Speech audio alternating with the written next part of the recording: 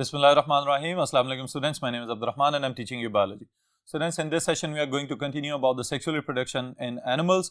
के animals के अंदर asexual mode of reproduction के अलावा जो advanced feature एक नज़र आया है that had led to biodiversity and variety in animals. इसके अंदर कौन कौन से topics हमने शामिल करने हैं इनकी details बोर्ड पे देखते हैं. जी students, in this session we are going to discuss about the sexual reproduction in animals. अब जब हम इंसान को देखते हैं तो हमें पता चलता है we are at the highest level of organization as well as complexity. तो अल्लाह ताला ने हमारे अंदर सेक्सुअल रिप्रोडक्शन की एबिलिटी प्रोवाइड कर दी हुई है. लेकिन स्टूडेंट्स, इसके साथ ही साथ जब हम ये देखें कि जब हम एवोल्यूशन की बात करते हैं तो हमें पता चलता है कि इंसानों से पहले प्रोकैरियोटिक लाइफ से लेके और वर्टिब्रेट्स तक जो एवोल्यूशनरी प्रोसीजर्स हैं, the asexual type of reproduction was the primitive mode of reproduction.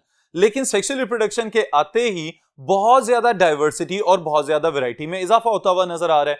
अब ये जो डाइवर्सिटी बढ़ रही है इसके पीछे बुनियादी तौर पे दो फैक्टर्स हैं. एक तो सेक्सुअल रिप्रोडक्शन में होने वाली क्रॉसिंग ओवर और दूसरी चीज जिसे हम कहते हैं जेनेटिक रिकम्बिनेशन, के हर मर्तबा गमीटोजेनेसिस यानी कि गमीट फॉर्मेशन के अमल के दौरान जो मियोसिस हो रही है उस मियोसिस के अंदर every time the homologous chromosomes they switch their genes between themselves. All right, तो इसको हम कहेंगे कि this is crossing over, also known as the genetic recombination.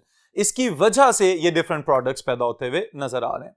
फिर इसके अलावा जो important चीजें हमने यहाँ पे शामिल करनी है इस टॉपिक के अंदर, one of them is the gametogenesis itself, यानी how the sexual reproduction is dependent on the gamete formation.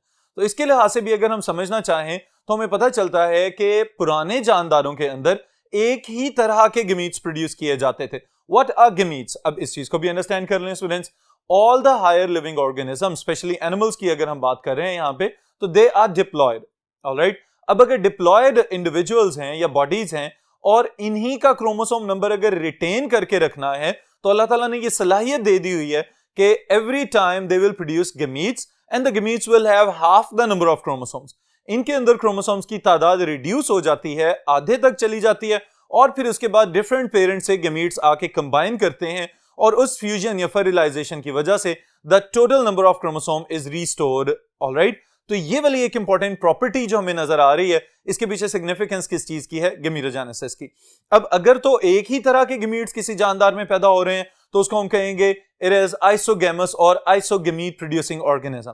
Alright, और अगर कोई जानदार हमें इस तरह का नजर आता है कि जिसमें एक से ज्यादा मुख्तलिफ मॉर्फोलॉजी वाले गमीट्स पैदा हो रहे हैं तो उसको हम कहेंगे इट इज हेट्रोगेमिटिक और हेट्रोगैमस. ऑलराइट स्टूडेंट्स, तो ये टर्म्स समझने से ताल्लुक रखती हैं. स्पेशली अगर हम ह्यूमंस की बात करें तो यू बेटर अंडरस्टैंड कि हमारे पास sperms, the male gametes, they are entirely different morphologically as compare to the female gamete. फिर इसके साथ ही साथ जब हम और डेप्थ में देखते हैं तो हमें पता चलता है the male gametes are mostly motile gametes, हरकत करके जाना टुवर्ड्स द फीमेल गमीट ये मेल गमीट्स के हिस्से में आया हुआ है थ्रू द एवोल्यूशनरी प्रोसेसेस. लेकिन female gametes they are always sessile, they do not move from one place to another in search of the male gametes. Alright students, तो this is about the गमीटोजेनेसिस.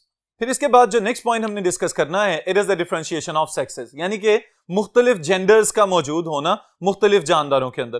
तो यहां पे भी ये बात समझने से ताल्लुक रखती है कि अगर हम लोअर ऑर्गेनिजम्स या लेस डेवलप्ड ऑर्गेनिजम्स की बात करते हैं तो वहां पे हमें हर्मेफ्रोडिटिक कंडीशन नजर आती है कि some of the organisms they have male as well as the female reproductive structures present within the same body. एक ही बॉडी के अंदर मेल टेस्टिस भी नजर आते हैं और फीमेल ओवरीज भी नजर आती हैं.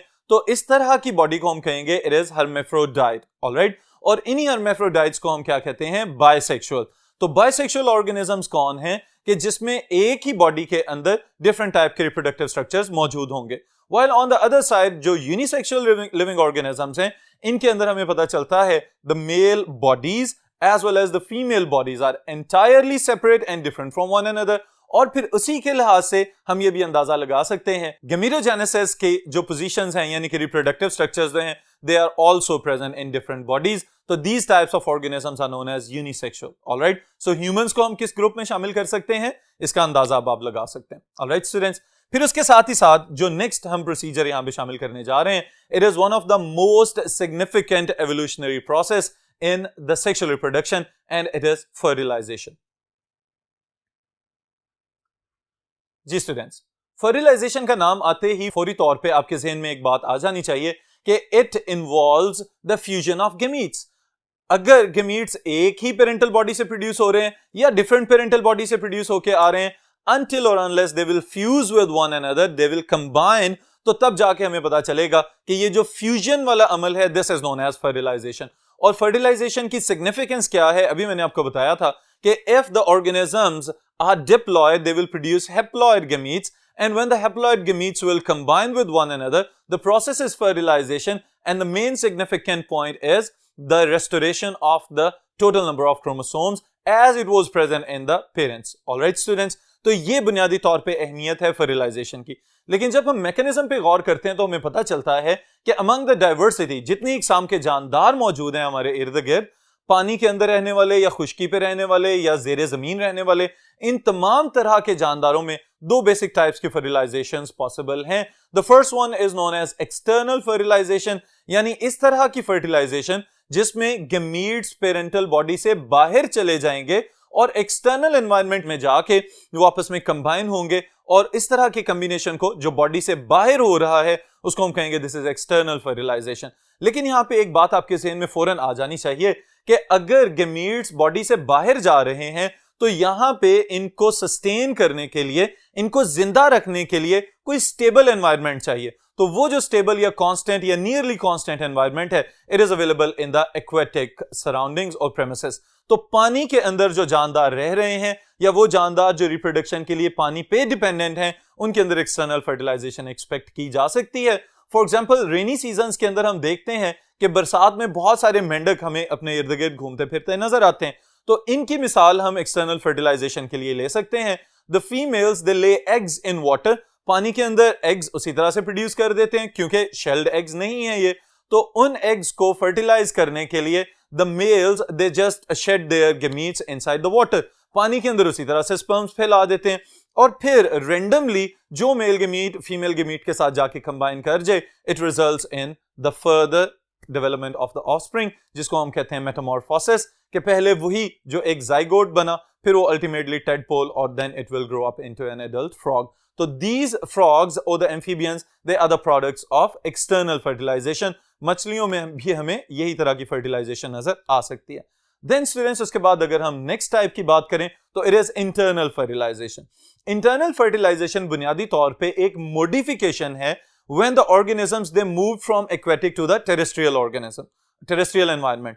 जब खुश्की वाले एनवायरनमेंट की तरफ आए हैं तो पता चला है कि यहां पे गमीट्स को सिक्योर और सेफ रखना भी जरूरी है ताकि सक्सेसफुल फर्टिलाइजेशन हो सके। तो उसके लिए अल्लाह ताला ने ये एडेप्टेशन दे दी है कि in different terrestrial groups of animals they have different genitals, जिन्हें हम जेनिटल ऑर्गन्स भी कह सकते हैं या एक्सटर्नल जेनिटलिया भी कहा जाता है, ताकि ये वो वाले ऑर्गन्स कहलाएंगे जिनका मकसद क्या है कि safe transfer of gametes from one parent to the other partner.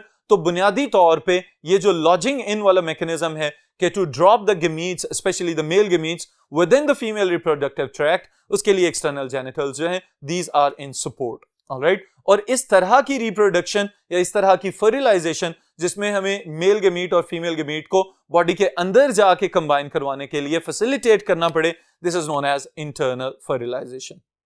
Alright students, फिर फर्टिलाइजेशन के बाद जो अल्टीमेट हैचिंग आउट या बर्थ मैकेनिज्म्स हैं, उसके लिहाज से हमने एनिमल्स को तीन बड़े ग्रुप्स में डिवाइड किया हुआ है। The first one are oviparous animals.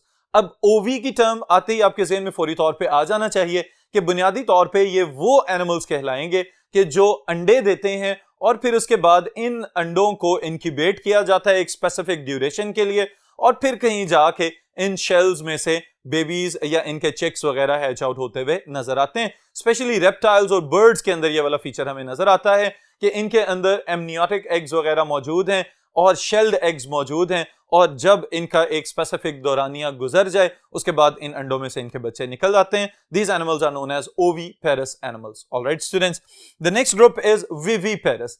अब विविपेरस का लफ्जी मतलब ये है कि जिंदा की पैदाइश। ऑलराइट, तो जिंदा को किस तरह से पैदा किया जा सकता है, उसके लिए बेहतरीन मिसाल है mammals themselves। These are the animals in which the developing embryo it develops inside the bodies of the mothers, mostly females की बात हो रही है।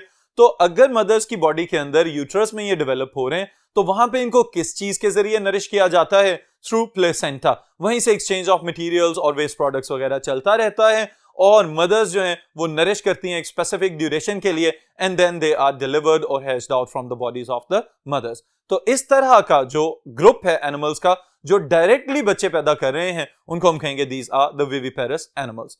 Then is the last group and kind of strange group जिनको हम कहते हैं ovoviviparous group of animals. इसी तरह इसको ओवोवाइविपेरस भी कहा जाता है कुछ जगहों पे। तो ये जो ओवोविविपेरस ग्रुप ऑफ एनिमल्स है स्टूडेंट्स, अब it is a combination of the previous to conditions. ओवो यानी यहां पे एग होगा एंड देन विवी, और जब बच्चे पैदा होंगे तो वो बिल्कुल लाइव या जिंदा कंडीशन में होंगे। इसका मतलब ये है कि ये ऑर्गेनिजम्स अंडे देते हैं इनसाइड द बॉडी, उसी के अंदर डेवलपमेंट स्टार्ट हो जाती है, फिर डेवलपमेंट एक सर्टेन रेंज तक पहुंचती है और उसके बाद फिर इन बच्चों को डायरेक्टली बॉडी से बाहर हैच आउट कर दिया जाता है। इस कंडीशन को हम कहते हैं this is ovoviviparity and the group of animals is known as ovoviviparous animals. This group it can be represented best by the duckbill platypus. इसके अंदर हम बेहतरीन अंदाज में ओवोविविपेरिटी ऑब्जर्व कर सकते हैं। फिर स्टूडेंट्स इन सब चीजों से जो भी हमने ऑब्जर्व की हैं, अगर हम एक जगह पे समराइज करना चाहें कि whether asexual reproduction is beneficial or the sexual reproduction is beneficial, तो आपको अंदाजा हो जाएगा कि asexual reproduction में रैपिड प्रोपगेशन तो नजर आती है, आबादी बहुत तेजी से फैलती है, लेकिन उसके बावजूद जो आइडेंटिकल जेनेटिक मेकअप इनहेरिट हो रहा है, अगर खुदा ना खास्ता कोई भी वबाई मर्ज या कोई भी और बीमारी फैल जाए तो उसकी वजह से सारी पॉपुलेशन लपेट में आ जाएगी। ऑन द अदर साइड जब हम सेक्सुअल रिप्रोडक्शन की बात करते हैं तो हम ये भी कहेंगे कि due to the sexual genetic recombination the organisms have developed diversity and variety, जिसमें अल्टीमेटली ऑर्गेनिज्म इवॉल्व होता चला जाता है from less resistant to more resistant that results in survival of the fittest. तो ये वाली सारी की सारी चीजें बुनियादी तौर पे क्रेडिट दे रही हैं सेक्सुअल रिप्रोडक्शन को। इस सेशन के लिए इतना ही, फिर इंशाल्लाह ताला नेक्स्ट सेशन में नेक्स्ट टॉपिक के साथ मुलाकात होगी।